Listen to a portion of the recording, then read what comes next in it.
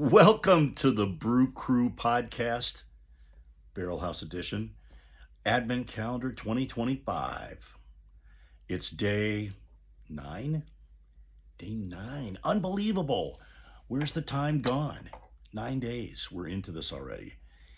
And it's me, SFIL, here in my lovely abode down in my cave in the basement. And we're about to embark upon a little surprise by Hoff called Bone Zone. Now I'm flying blind on this because it's a shorty. It's another shorty poured off tap at Barrel House, but they provided zero information about it. There's not even an alcohol content on here. No IBUs, nothing like that. So it's not going to be fancy schmancy, all technical data analytics and stuff today. It's going to be straight up, pop the bottle, smell it, taste it. What do you got? That's what this is. Okay, well, I cheated a little bit. I actually went online to Untapped. Thank goodness somebody on Untapped, some guy named James, I think, from Cincinnati, posted on there a picture of the back of the can. So I know it's a double IPA with clover honey, and I know that's 8.3% alcohol. That's it. That's all I know. And then it's, Hoff-hearted Bone Zone.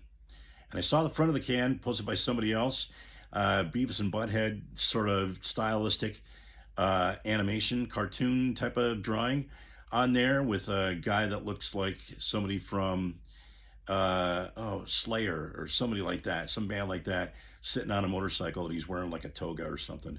Anyway, I haven't had a drink yet, so what do you think about that? Anyway, here we go.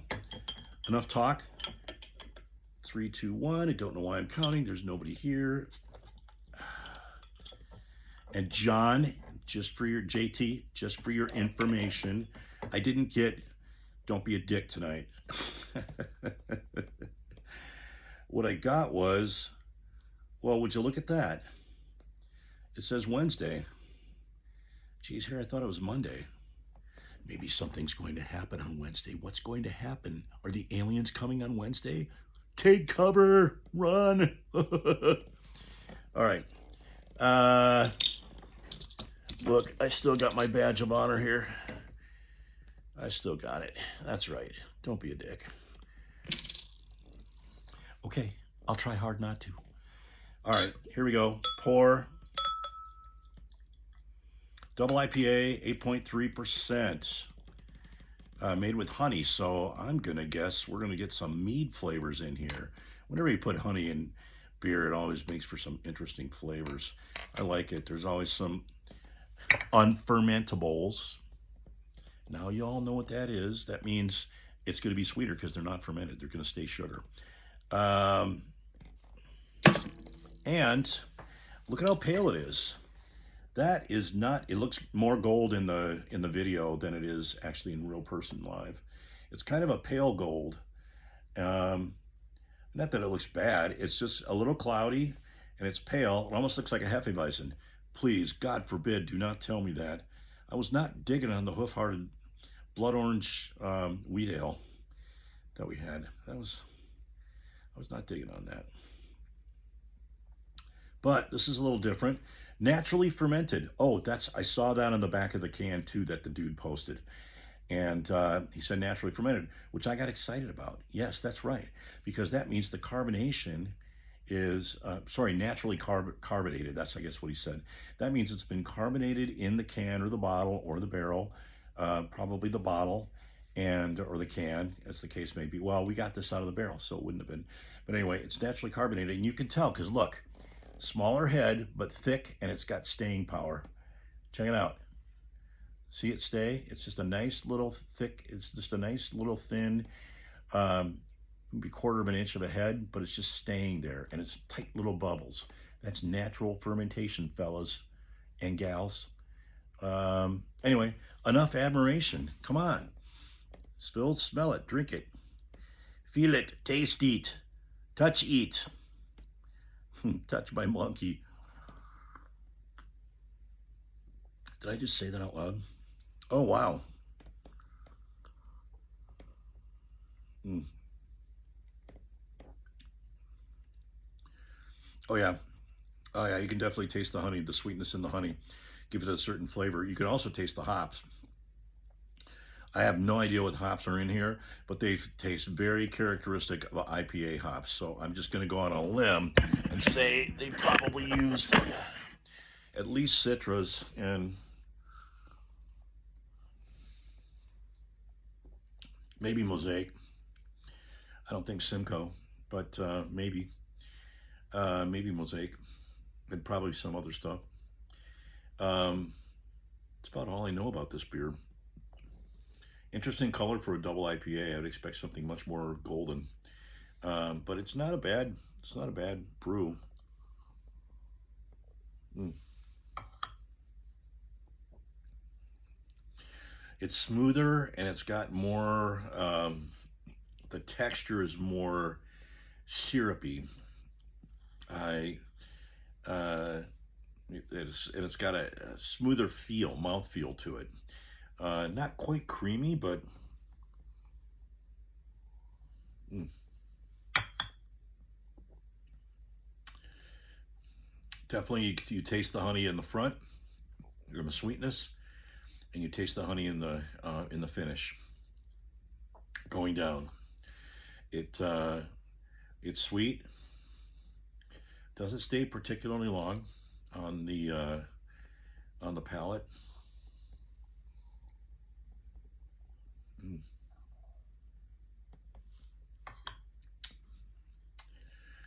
Not bad. There's got some of that characteristic hop aftertaste to it. You taste a little bit of the bitterness that balances it out a little bit. Um,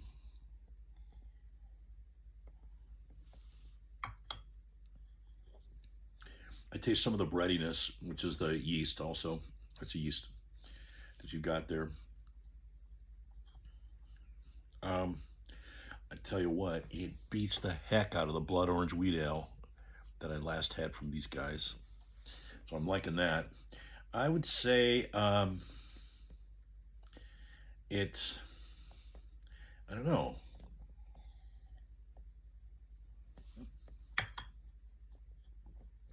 it's definitely got some fruit in it, but it's not really, yeah, the fruit I taste is not really typical fruit that you would normally think of tasting, like citrus flavors. If you have citra hops, you know, that sort of thing, or like melon, kinds of flavors. I'm tasting much more, I don't know, something tropical almost. I think it tastes some pineapple maybe, and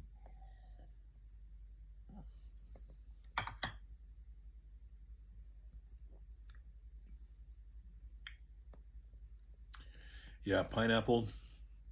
Um, Something else though too.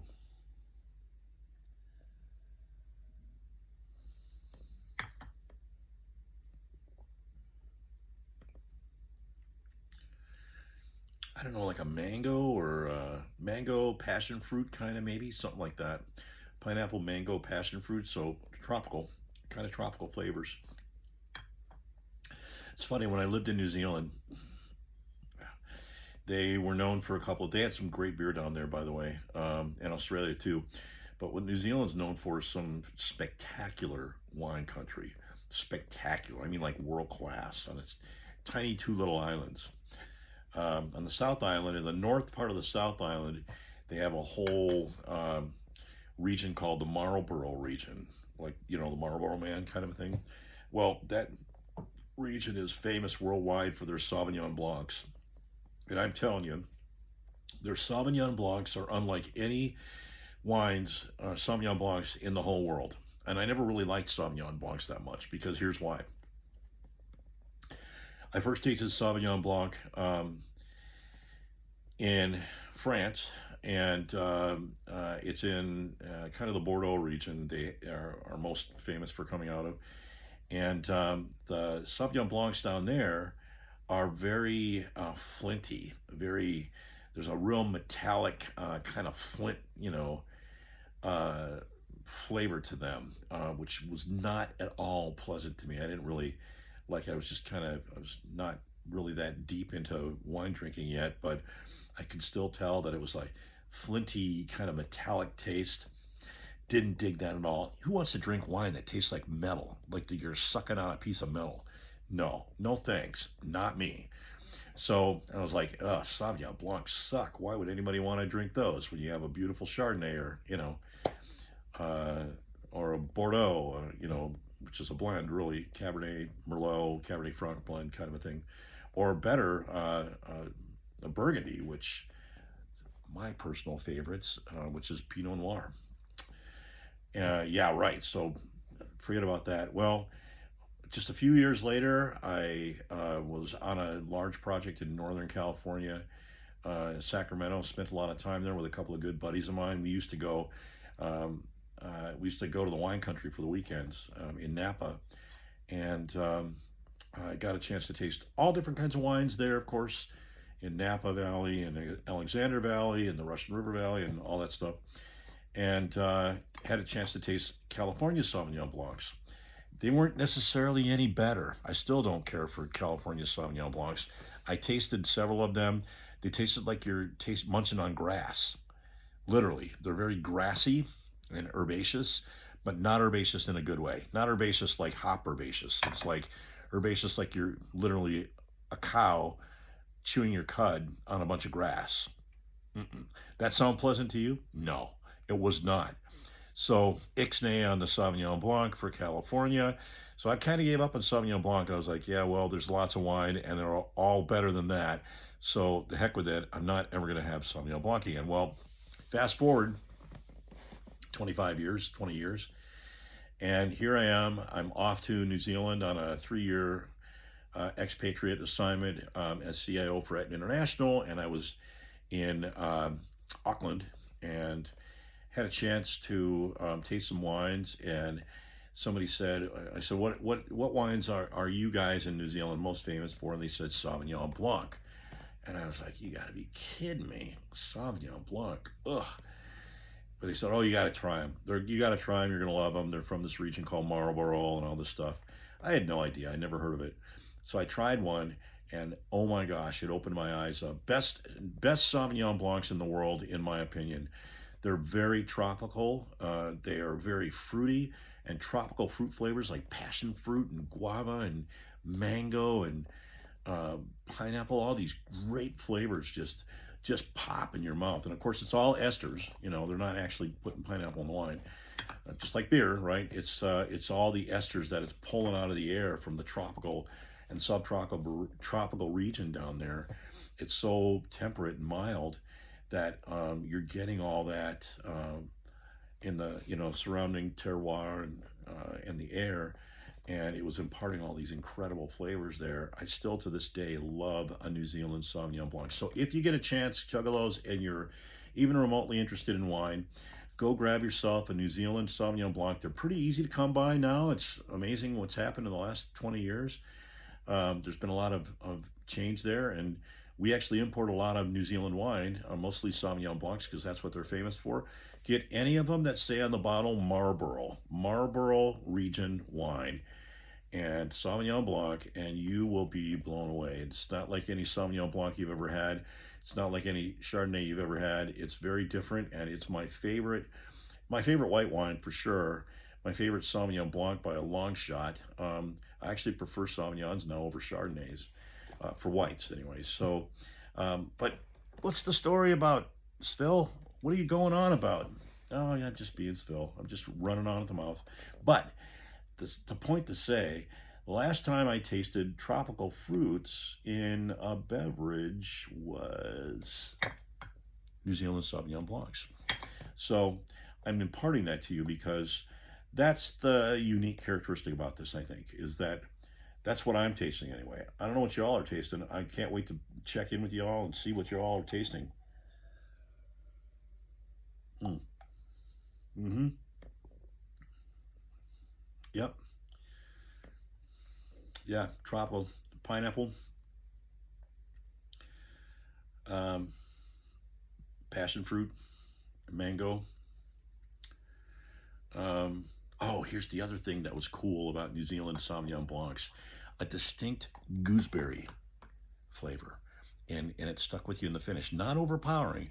Gooseberries, I love gooseberries. I grew up in Minnesota, and there were gooseberries that grew in our woods, wild. And we would go out, my sisters and I would go out and brave the mosquitoes every fall when they came ripe. And we'd go through and pick them all, go all the way through the woods, just get eaten alive by the mosquitoes. But we get all scratched up because gooseberries are like a briar patch. They're like a rose bush. You reach in to get them, and you're gonna get eaten by the thorns. So, but it was worth it. We'd bring them home. My mom would make gooseberry pie and make gooseberry jam. And oh my gosh, it was the best. Super, super tart. If you like tart stuff, gooseberry's the best. You have to add a lot of sugar to it to make a good pie, but it's still tart. It's like rhubarb, which I love too. Anyway, that's what it reminds me of. And Sauvignon Blanc in New Zealand has those gooseberry esters in it, believe it or not. So all this tropical stuff and some gooseberry spiciness and sourness on top. It was amazing. If you like sour beers, you'd love that wine because it's more subtle, but there's more of it. So hard to describe. But one of these days, when I fire up my my wine podcast, we're going to do that. We're going to do those because it's one of my favorites. But that's what this reminds me of. It reminds me of something special. I don't know what it is in here that imparts those flavors necessarily. I'm going to guess that it's hops. I'm going to guess that the honey activates something and does something to that because the honey adds a lot of sugar that's not normally in beer, except for in meads, which have all kinds of different flavors. This doesn't really taste that mead-like to me. You can definitely taste the honey. So that's what I'm tasting. I'm tasting all of that. There's a lot of complexity dance around on top. And the tropical fruit is subtle. You got to really kind of search for it and let it linger in your mouth.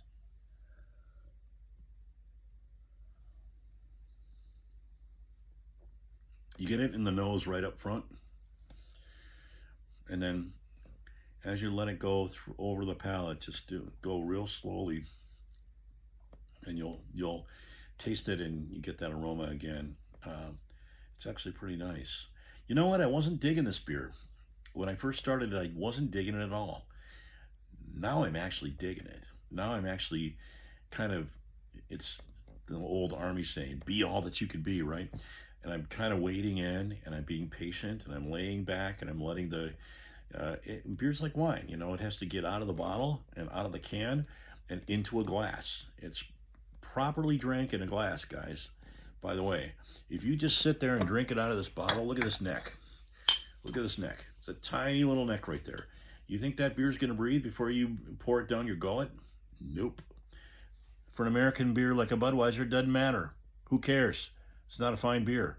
These craft beers are fine beers. They're meant to be tasted. There's subtlety in them. There's complexity and depth in there that you're never going to get out of Budweiser or Miller Lite or whatever it is, right? So you got to be willing to wade in, and you got to be willing to go the distance and actually, kind of participate in the journey, because it's not just a swill beer. You don't just take this, pop it, and go, yeah, okay, that sucks, and walk away. You have to actually wade in and kind of be patient and taste it, smell it. Don't drink it quickly, drink it slowly. Let it wash over your tongue, because your tongue has different sensor centers in it for saltiness and sourness and sweetness and tartness and all that stuff. You got to let that play out so you can taste all the flavor in it to see and separate it out to see what you're actually tasting and what's in there. Because I guarantee you, every single every single beer that we've had this year is different, and every one of them has some great properties in it. Some of them have some qualities in them that are a little unredeemable and make them score low, like the overburnt, over roasted barley in the first stout that we had. See, it's already disappearing out of my mind. I won't remember that one except for, oh my gosh, that thing was terrible on the finish. That would have been a great stout.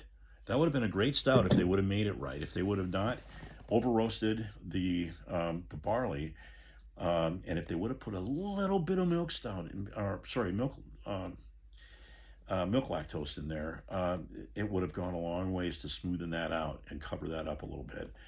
But they didn't, right? But see, you wouldn't know that if you just were chugging it back and going, that's bitter, I don't like it, right?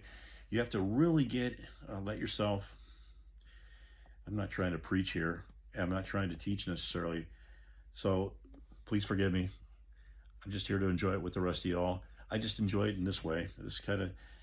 I am a little analytical. I think the more you experience things like this, the more you kind of break it down. It's kind of the nature of us, I guess, as people. Enjoyment's great, and you can still enjoy it, but I kind of just look at things a little differently now, look at them as being, this kind of thing as being, more than just get it out of the fridge, pop it and swill it, kind of a thing. So anyway, long story short, I'm enjoying this beer a lot. A lot more than when I first started. And that's interesting to me. So I need to spend a little time and figure out why.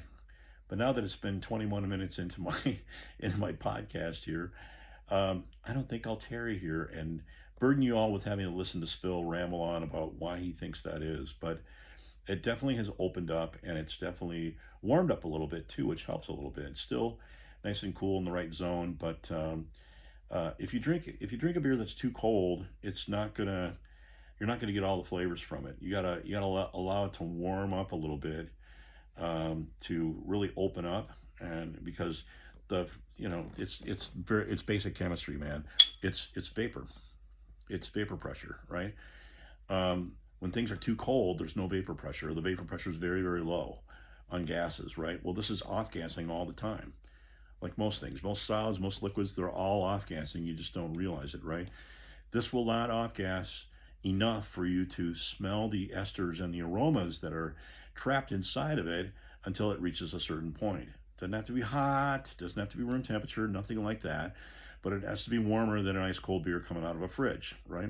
So it's good. Like me, for example, I pulled this beer out and I let it sit here on my favorite armchair for, I don't know, maybe 10 minutes or so before I started the podcast. And then once I started the podcast, I opened it, I cracked it, I poured it, and then I kind of lingered by talking about some other stuff before I actually tasted it. So I don't know, that's just my process, but that helps me kind of, get the beer open to the point where I'm actually going to get the full flavor and the full aroma of it, so I can really kind of get into it and see what's there, for me anyway. And man, I'm not perfect by any means. There are people that taste stuff that I don't taste. It's happened to me with JT a bunch of times. Everybody tastes things a little bit differently, and that's what's fun about doing it with someone else. When you're, tasting with someone else, and you're kind of trading your opinions and thoughts about what you're tasting and what you're smelling back and forth. A lot of times it'll trigger for you going, that's what I smelled. That's exactly what I smelled in there. I just couldn't put my finger on it, or that's what I tasted. Yeah, I tasted that on the finish, So it'll happen. It's just good to, what's great about it is it's a social sport. It's one of those things you engage in with other people, and it makes it more fun than doing it solo. Can you do it solo, and is it fun? Sure, it is. But it's so much more fun when you join someone else, and go down that journey together. Way better team sport than it is a single sport. So anyway, that's all my ramblings for tonight. Look at that. Just take a look at that head. It's still going strong. It's been, 20 minutes? More than that, 25 minutes. And that's how long I've been doing the video. Look at that. The head's still the same. That's good fermentation. That's good carbonation. When you see that, my friends, that is natural. That's natural carbonation from natural fermentation. And that's always the best. It's always the best because it's creamier. When you taste it, I said this the other night, I think, when I had the milk stout. The head was this tight little thing. It was smaller than I normally see it, actually, And it was this tight little thing, and I took a sip of it, and I was like, oh my gosh, it's so creamy. It's so good, you know. The texture's so good. But that's what I'm tasting out of this. So, all right, I've tarried long enough. I procrastinated on giving it a score. You're probably all sitting there going, get on with it, SFIL. Just rate the damn thing, and then we're going to go to bed. That's what I'm saying to myself. Mm. Mm. Enjoying it more and more. Well, well. There are a lot of IPAs in the world, and there's a lot of double IPAs in the world. Dippas. This isn't the best one I've had by a long shot, but it doesn't suck. It's good. It's solid. It's drinkable. They've done the style right. What does JT say about that? JT's score is, when you do it right, you're between a 3 and a 4. I kind of riffed on that a little bit when he reminded me of that earlier in this Advent season, and I said if it's a 3.5, if I'll drink it again, it's a 3.5. If I'll buy it again, it's a 4.0 or above, right? So I would say I would definitely drink it again. It's good.